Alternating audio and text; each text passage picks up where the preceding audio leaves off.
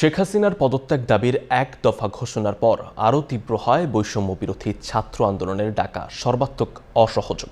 ২৪ August ছিল জুলাই অভ্যুত্থানের সবচেয়ে রক্তক্ষয়ী দিন, যেদিন সরকারি বাহিনী ও আওয়ামী অস্ত্রধারীদের গুলিতে প্রায় ১০০ জন নিহত হন। এর প্রেক্ষিতে পূর্ব ঘোষিত ৬ আগস্টের মার্চ টু ঢাকা কর্মসূচি একদিন এগিয়ে ৫ আগস্ট নির্ধারণ করা হয়। গুলি ও রক্তস্রোত মাড়িয়ে রাজধানীমুখী হয় মুক্তিকামী ছাত্র জনতা। আরও জানাচ্ছেন মাসুদ আলাবনী। ৩ আগস্ট শহীদ মিনার থেকে শেখ হাসিনার পদত্যাগের এক দফা দাবি জানিয়ে ৬ আগস্ট মার্চ টু ঢাকা কর্মসূচি ঘোষণা করে বৈষম্য বিরোধী ছাত্র আন্দোলন। এরপর ৪ আগস্ট রাজপথে থেকে সর্বাত্মক অসহযোগ আন্দোলন অব্যাহত রাখে ছাত্র জনতা।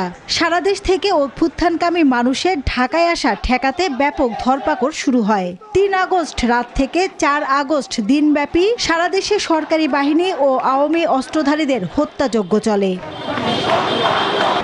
শাহবাগে আন্দোলনকারী ও ছাত্রলীগের মধ্যে ধাওয়া পাল্টা ধাওয়া হয়, অগ্নিসংযোগ করা হয় যানবাহনে। এদিন আন্দোলনকারীদের উপর গুলি চালানো বন্ধের আবেদন জানিয়ে করা রিট খারিজ করে দেন হাইকোর্ট। এবং আন্তর্জাতিক তদন্ত চাই।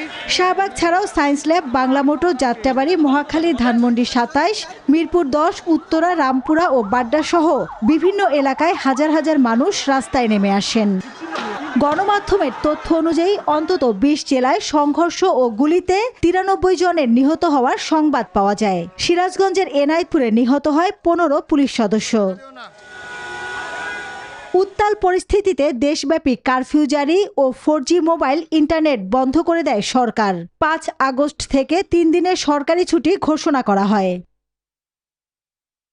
বাংলাদেশ বিশ্ববিদ্যালয় শিক্ষক নেটওয়ার্ক অন্তর্বর্তীকালীন সরকার গঠনের প্রস্তাব পেশ করে। এতে শিক্ষক, বিচারক, আইনজীবী ও সুশীল সমাজের প্রতিনিধিদের অংশগ্রহণের ভিত্তিতে একটি গণতান্ত্রিক রূপান্তর প্রক্রিয়া চালুর আহ্বান জানানো হয়।